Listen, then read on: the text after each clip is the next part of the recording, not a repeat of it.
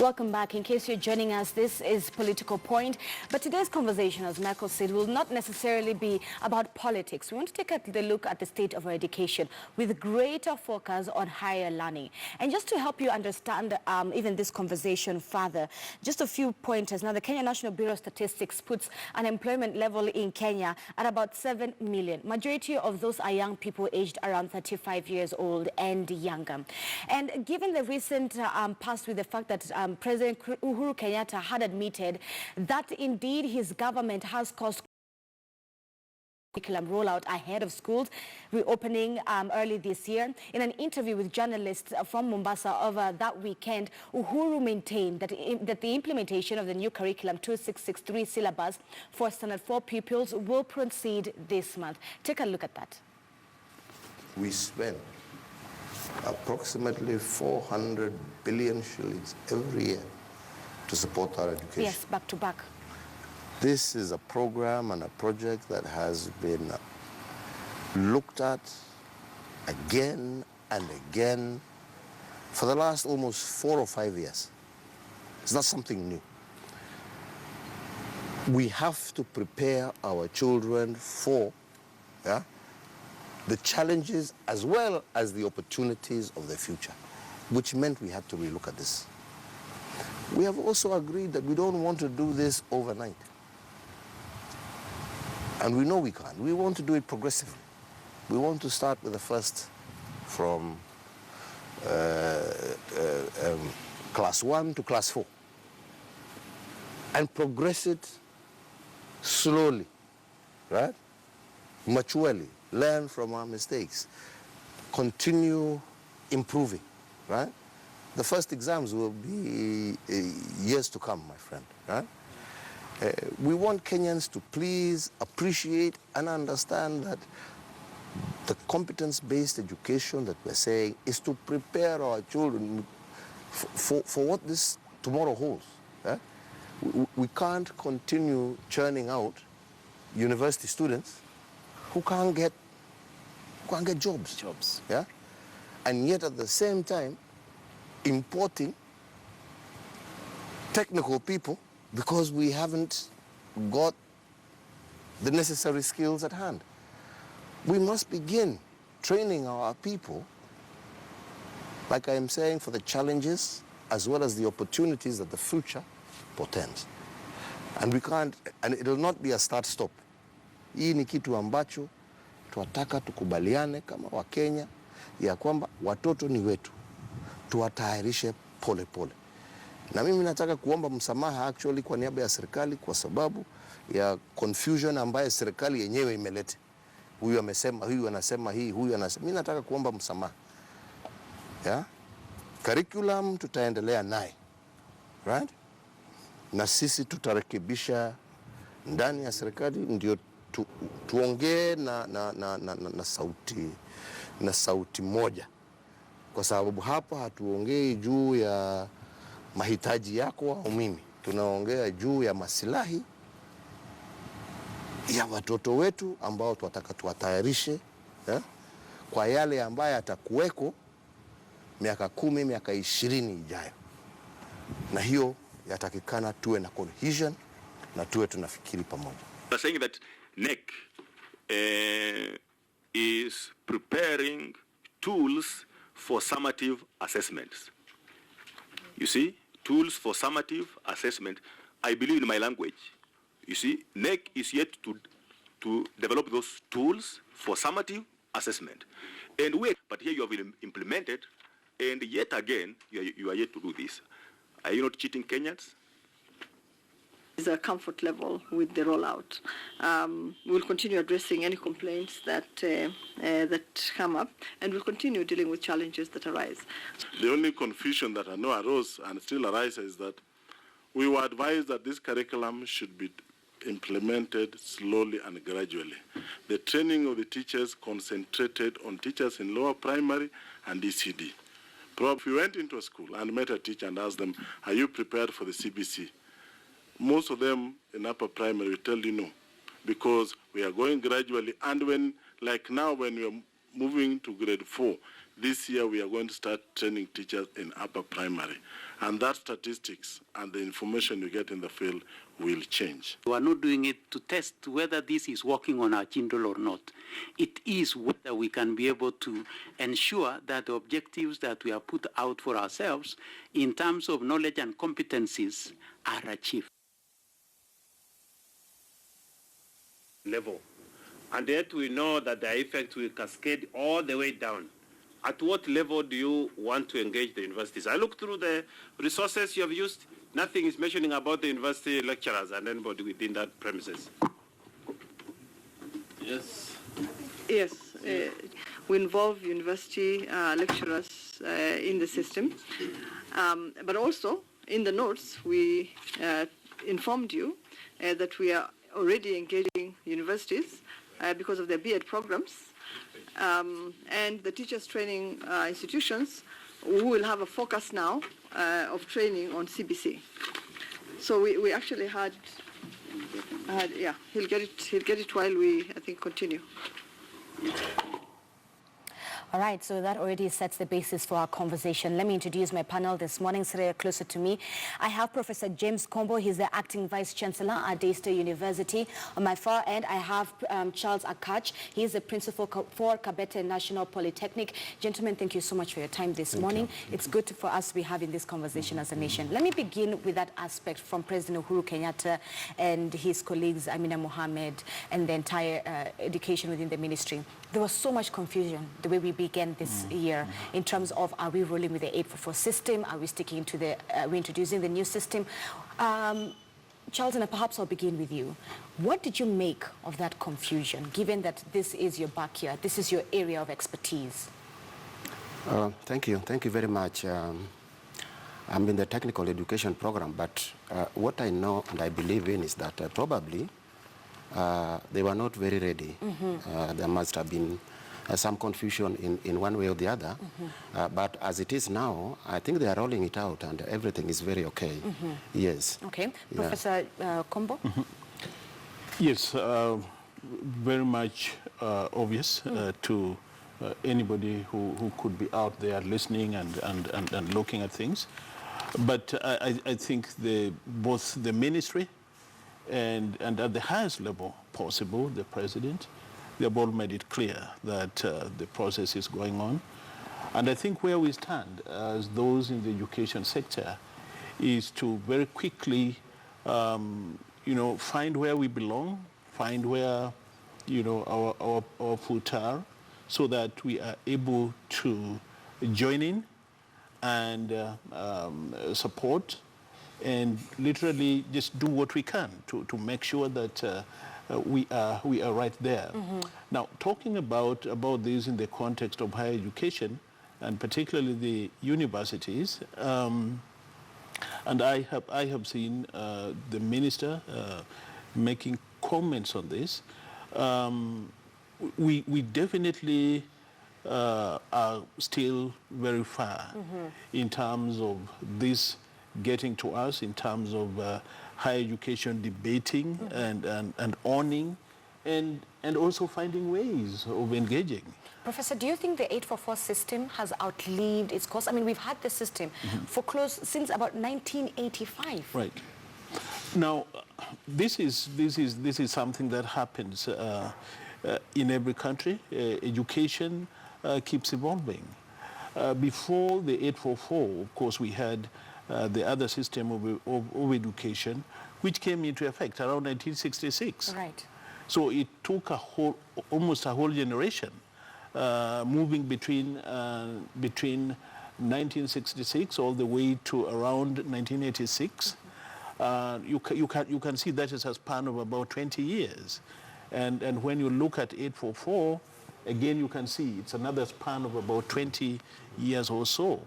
And this has to happen because every 20 years or so, there are new things and new ways of thinking. Things have changed. Things have changed. Job markets, yes. We are having jobs that were not there 20 years ago. If you are to think about, say, technology, computers and things like those, that have very much impacted the job market and everything around it. these were not things that you talked about 20 years ago. We have had quite a vibrant and a new way of looking at things, relating technology and all that. If we didn't change our way of educating, we definitely will be left behind. Okay, Principal Akash, let me just get your thoughts on that same issue. Do you think it would have been wiser for the government to just review the curriculum, update it, or bring in an entire new system? Just as the professor says, I think it is very okay that education system evolves over time. Yeah. You see, what Kenya was in the 60s is totally different from what it was in the 70s, 80s, 90s, and what we are experiencing now. And looking at the way things have taken shape, it's like after every 20 years, there is the need to review education system because of the evolving technology. Like now, you see the technology of the 80s and the 90s is not what it is now. And therefore, sometimes you could be having a system of education that does not serve the purpose for that particular time.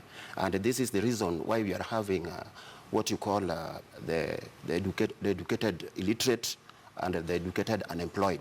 Because of education, you realize that people have gone through that system of education, but at the end of the day, they are not employed. There you go. Because of the system of education and the technology that is in place. Because the industry is providing what is different from what our learning institutions are providing to the youth. And therefore, what do you expect? And now, having set the basis for that as the foundation of this conversation, today we want to specifically look at higher learning education in Kenya. So, Principal Akash, let me just come back from what you said. You've already roped in the unemployment issue that is within Kenyans. 7 million Kenyans do not have jobs, according to the Kenya National Bureau of Statistics, and majority of them are 35 years and below.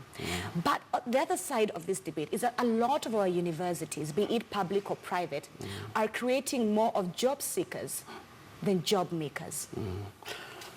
What is happening is all evolving around the system of education. And that is why the government has introduced what you call a CBET, curriculum-based education and training. One of the reasons why this is being introduced is because it is in one way promoting self-employment rather than job seekers. And again, what we have had in the past is that we have promoted what you call white-collar programs.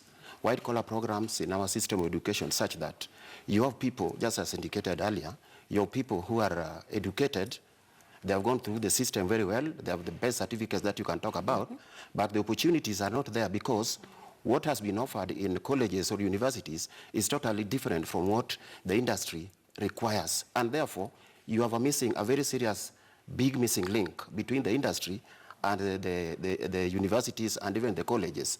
And that is why for technical colleges, for that matter, we are introducing what you call, what I've just said as CBET, so that we are coming up with a curriculum which is industry-based rather than institutional-based. Right. Because what we have had in the past is that institutions are coming up with their own curriculum quite different from what the industry actually needs. Okay. And that is why you end up having what you call now the educated unemployed.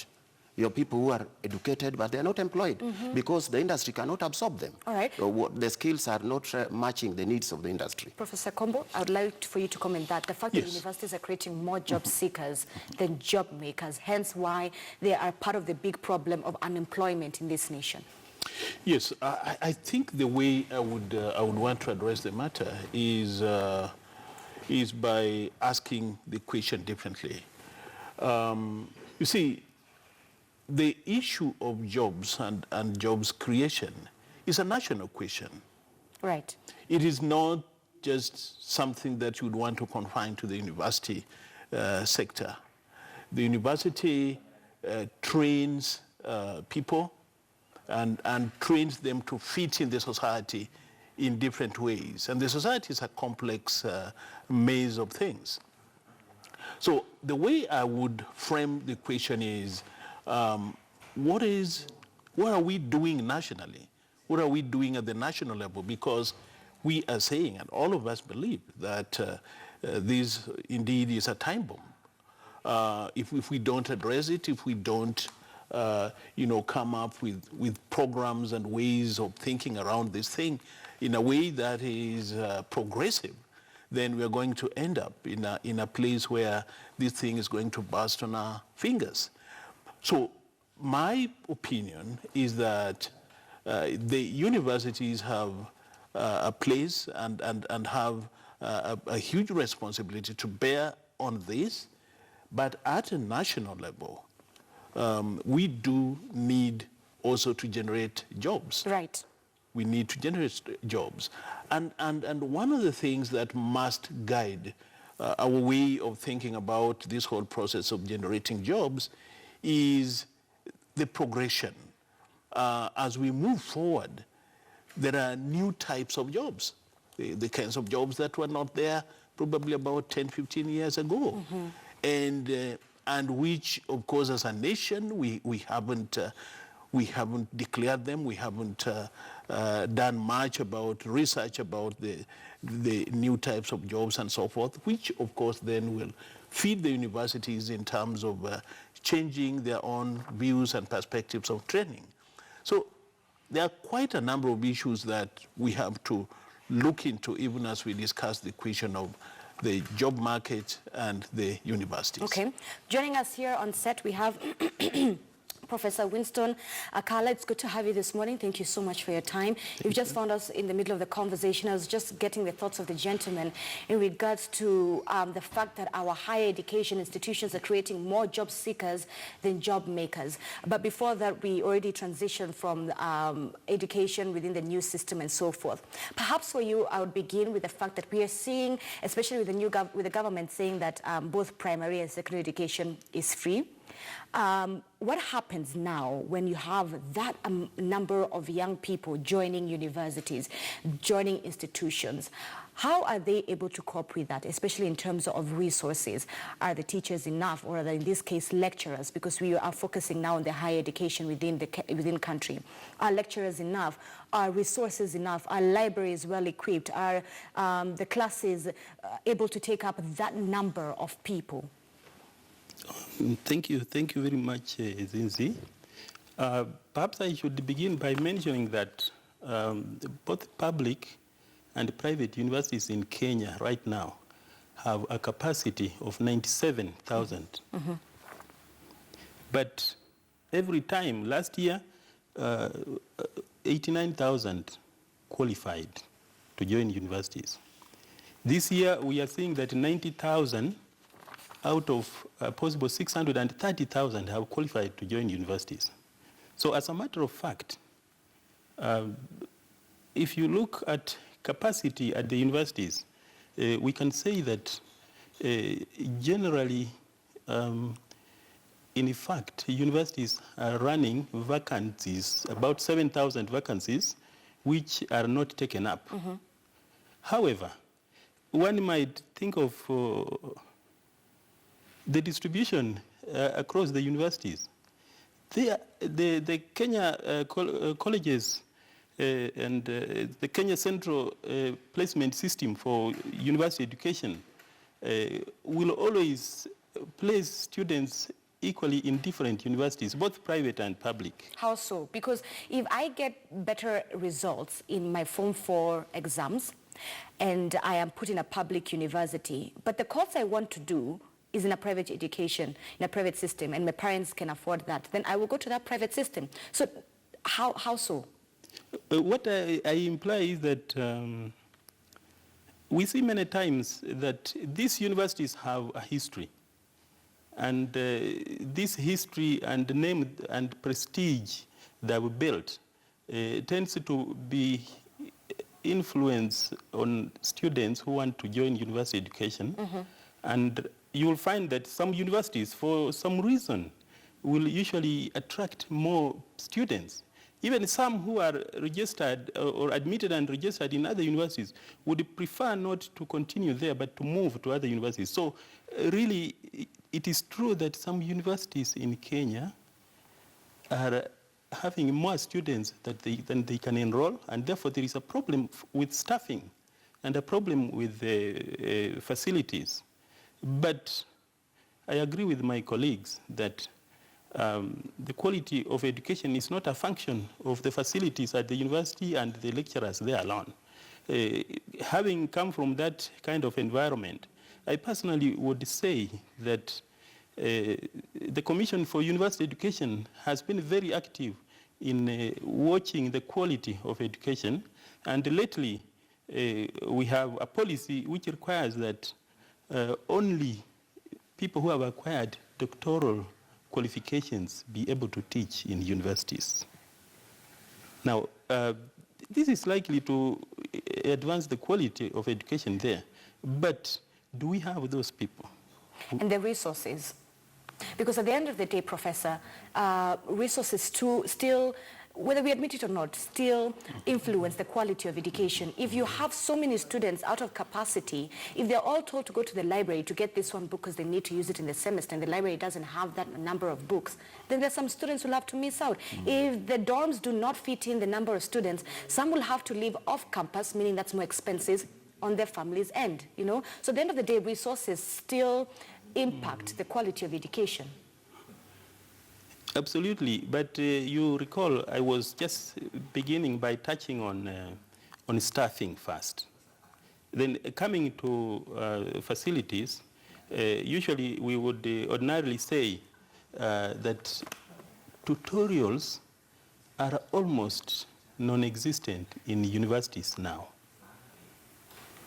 Why? Because we have huge numbers of students, and what we used to call tutorial rooms, which would accommodate between 10 and 20 students, are very few. So the facility has remained the same in spite of the spiraling number of students joining the universities. As a result, for example, if you have a class, at the University of Nairobi, we have cohorts of 500 or more, between 500 and 700. You would need to divide these into about 20 groups. So they would need 20 tutorial fellows to handle it. But more importantly, they would need room for that purpose. University of Nairobi is the oldest university in the country, but I don't think it is the only university which might be having some challenges with infrastructure. However, in spite of the huge infrastructure which is there, in fact, more than any other university, the challenge exists. But what has happened now is that, for example, at University of Nairobi, we have looked at this problem and we are dealing with it another way by introducing e-learning programs where you can reach the learners where they are. And we have established, in the last 2 years, we established ODEL campus. ODEL means open distance and e-learning programs. These ones help you to reach out to students from wherever they are and to service them and somehow to leverage on the available space by having fewer students on campus and increase the quality. All right, so Principal Akach, let me come to you. As a principal for Kabetan National Polytechnic, there's this, maybe you can help us understand this, there's this notion that Kenyans have that the last option is to go to a technical college.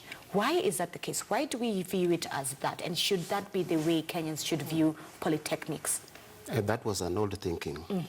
Things have changed now because technical education is not just for the failures. Right. And our language is totally different in the technical world in the sense that we believe that there is nobody who has failed in examination.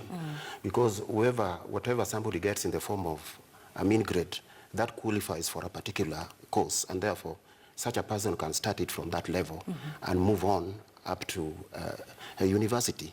We have had students who have started at a very low level in our technical institutions, and they have gone up to the PhD level.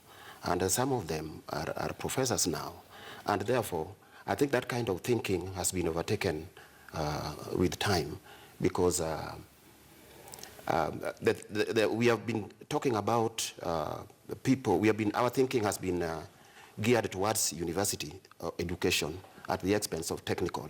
And therefore, the thinking within the public is that whoever does not meet the threshold to join a public university is a failure in life. And I want to say that that is also very wrong because as much as universities can produce engineers and what have you, these people also need technicians. And I want to say that even in this room, these are technicians, and that is also the way to go. While the universities can give us research results so that we can consume, we are kind of having a symbiotic kind of relationship. And therefore, technical education is no longer a last resort, right, but it's for everybody. Right now, as Kabete National Polytechnic, we have about 200 and something students who are admitted to join the universities, but they have decided to opt for a diploma course in certain technical courses, so that from there they can move on to the university, so that they have an advantage more than those who join direct the universities. And therefore, that kind of thinking, I think, is overtaken with the time. Right. Yes. Gentlemen, a case study. Take a look at Rwanda. Their private schools, be it in primary and secondary, have had to close down. Some can maintain it because they don't have the number of students that used to come in because of how good the public education is becoming. And not just in terms of learning material, but in terms of other things, like they give free meals to the students. Their school uniforms are also free. So you find that in Rwanda, public schools are outperforming private schools. Therefore, private schools are having to shut down. But here in Kenya, it's sort of the opposite, the other way around. Professor Kombo, why is it that we are seeing more private institutions coming up and opening up? I think my colleagues here have indicated very broadly where we are in terms of education, and also in a significant way where we are going. When you think in terms of the question that you have raised, it has to be a question that must take into consideration the economics of education. Right. And when you think and raise the question of economics of education, you're raising a multiple sum of issues. You are asking the question, where are we getting our resources from? Now, when you put, say, the private universities together with public universities, the funding models are very different. The funding model for a private university is basically tuition. And if you move away from tuition, you probably will be talking of a very little, bit of research, not so much in terms of endowments. Everything is focused on tuition. Now, with tuition, you will not certainly do very much. You're going to focus yourself primarily on school fees and what school fees will be able to afford you. When you go to public universities, the situation is not entirely different.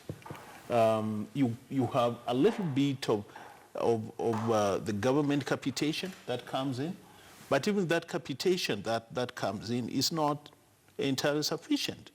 So then you end up with the public universities also going for privately sponsored students, basically to supplement on what it is they have as a support in order for them to be able to go forward.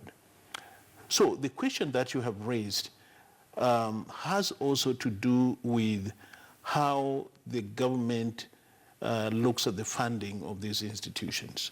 Because if you are not going to address the question of funding for these institutions, then that is where a big gap is created, and investors, and the good thing also about this whole thing is that the country, the nation, has a policy of public and private, institutions working together. Right. Let me rope in Professor Winston. Do Kenyans prefer private education to public education, that is, especially for higher education?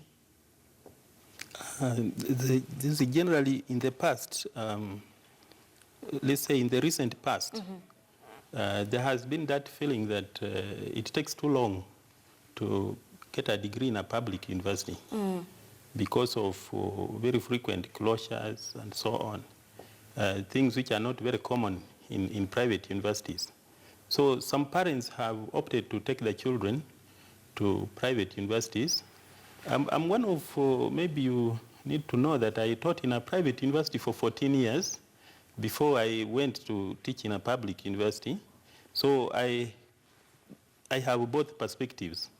And I can assure you that also in private universities, I have seen during my experience smaller numbers and greater interaction between staff and lecturers, between students and lecturers. But when it comes to the issue you have raised about Rwanda, where the private schools are kind of dying naturally, I think Kenya's economy is a completely different model.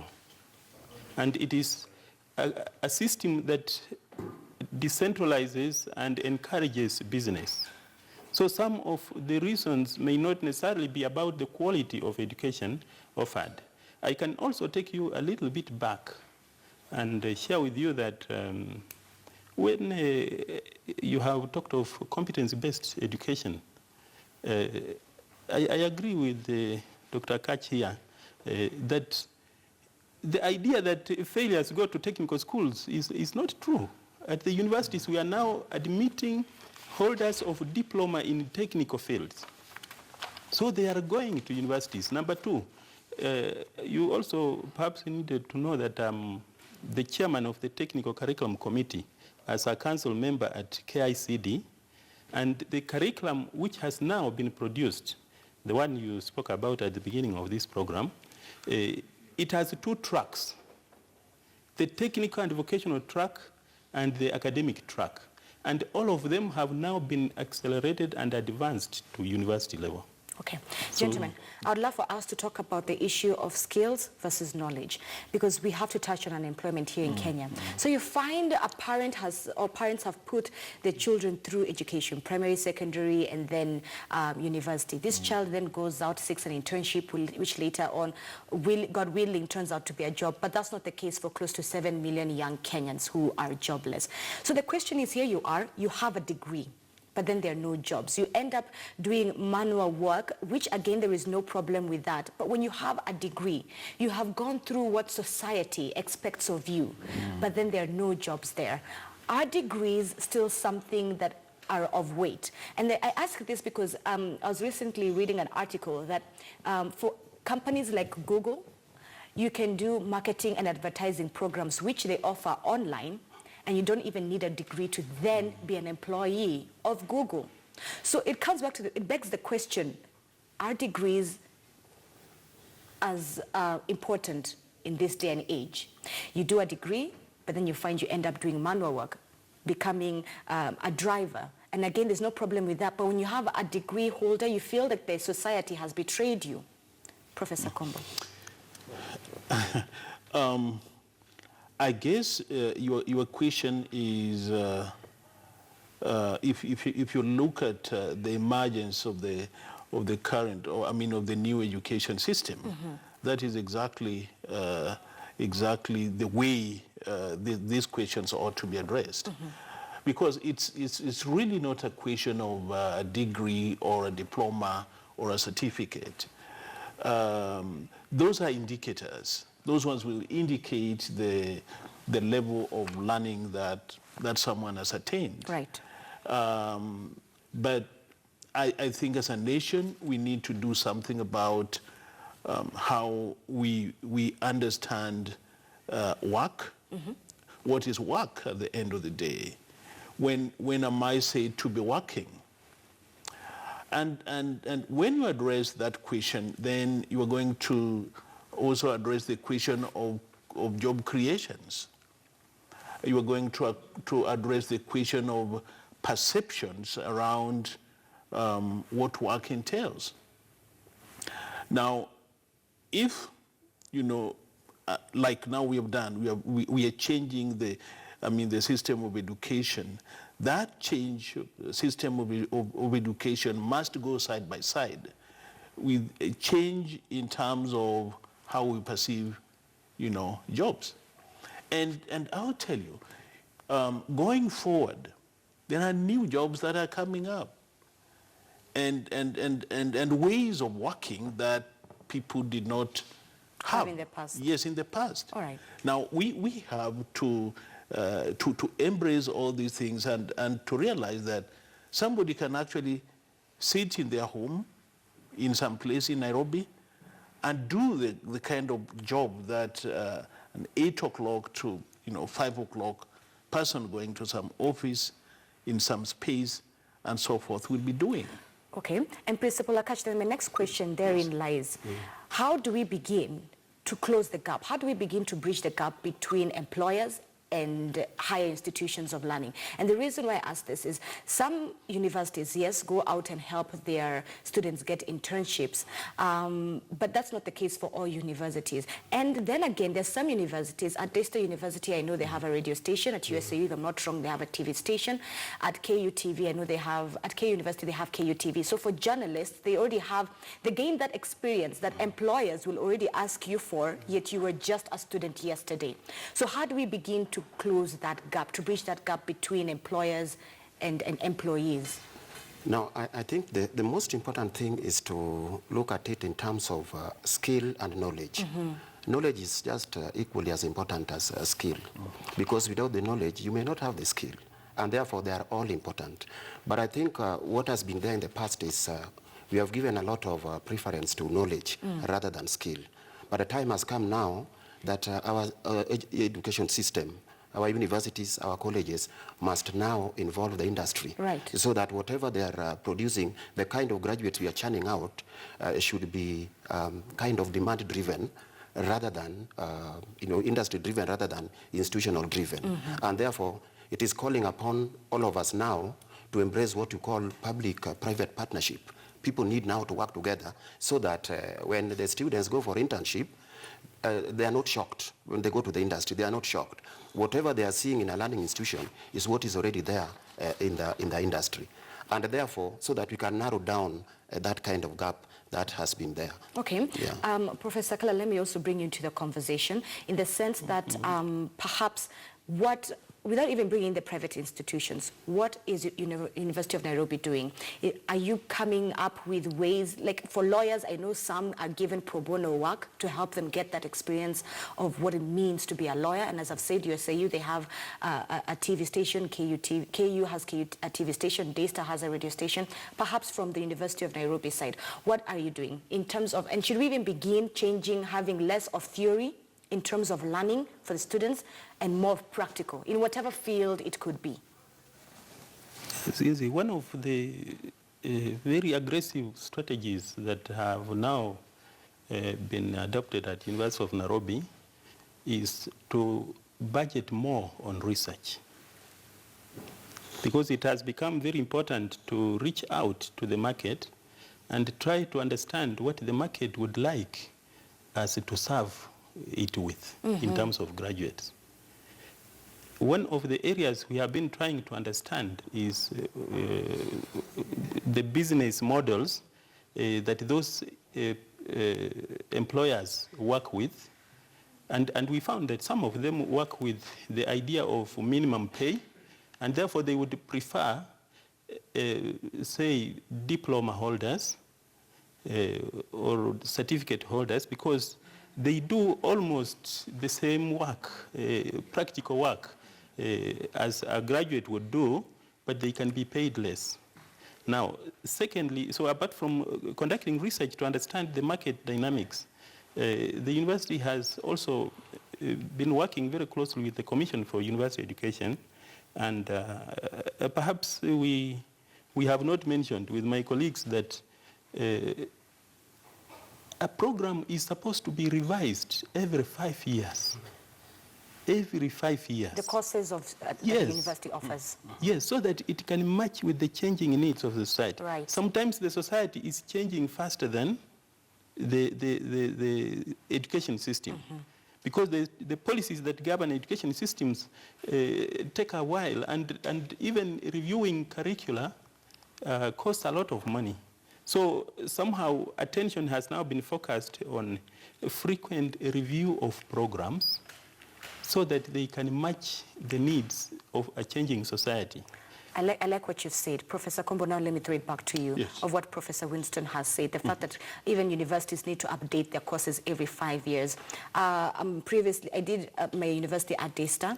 So is that the case with Daystar, especially within the journalism sector? Have you introduced digital journalism, social media, advertising in regards to that? Because the other thing is a lot of universities, and probably Professor Winston, you'd correct me with this one, you come from high school, you go into Daystar, and you find that the first 1 year of university, you're still learning biology. You're doing INS. You're doing, what else did we do? We did... Maths. We did maths, and Biology. I left algebra in Form 4, and I'm doing maths. In short, courses that perhaps have no relation with journalism in this case, right? So just help us understand that curriculum review that he's also said, or course review, and what Daystar is planning to do. Yes, there are two things there, and I would try to entangle them as I address the question. First of all, yes, the question of review of programs is critical. And as Professor Kala has indicated, the life cycle of any program is just around 5 years. By the time you're on your 5th year, there is need immediately for the review of that particular program. That bears in mind the fact that things have changed out there in the market, and the university must be responsive in terms of understanding what things have changed that need to be brought into the curriculum. That is how education in university renews itself. But coming back to your question about how we at Daystar ensure that we keep up and that kind of thing, yes. When you are at Daystar doing communication and so forth, you probably have just heard that we have created a completely new way of looking at communication. We have now divided what was your one department into 2 departments, so that the areas about development and the areas about journalism and so forth are put apart, they're put separate. And this is basically in response again to what is happening in the market. There are those students who are going to be very interested in what you call at that point in time development communication. That is a completely new line and a different line that is pursued by the students. But then there's this other line that will basically just be focusing on journalism and things around that. Now, when you look at that, and you had raised the question, how do we then link with the market? You are aware during your time, and that continues to be the case even today, that we have a very vibrant internship arrangements. Perhaps during your time, you might have come here as a student to be exposed in terms of your job skills, field trips, and things like those. But you also had students that were attached to different sectors of the society. And as a matter of fact, a number of those students, because of what they did in those institutions as attached students, they remained and they continued to work in those institutions. So the attachments and practicums and inviting the industry over and over again is very, very useful. As a matter of fact, we have a completely, full-fledged department. Department that does only the issues that have to do with attachments and things like that. Right. So you come to the university, perhaps in your 2nd year or 3rd year, you are exposed to that department. That department works with you in relation to industry out there for purposes of attachment and for purposes of making sure that your training is what is going to be relevant to the market. All right, gentlemen, because of time, we need to close up. But perhaps my last question as we wind down is the issue of costs within our education system. The cost of education vis-a-vis the cost of living here that we have in Kenya. You find a student has gotten 400 and above. Beautiful marks, especially for students who are in places where getting such marks are quite difficult. So they've attained the marks, kudos. But accessing education of higher learning becomes quite expensive for these students. The cost of education in Kenya is just too expensive. Is this the case even for a lot of, and I'm glad we have a representative from public and a private university, and Professor Winston, I'll begin with you as I come down. Is this the case? The cost of private education and even public as well is too expensive. It's quite expensive, the education system. Yeah, absolutely. Most Kenyans, actually 60% of Kenyans earn less than 20,000 shillings. And university education, if I can use the example of university, for the sponsored students who get actually 120,000 from the government every year, they pay a total of 108,000 shillings to complete the program. But this is what they pay into the university.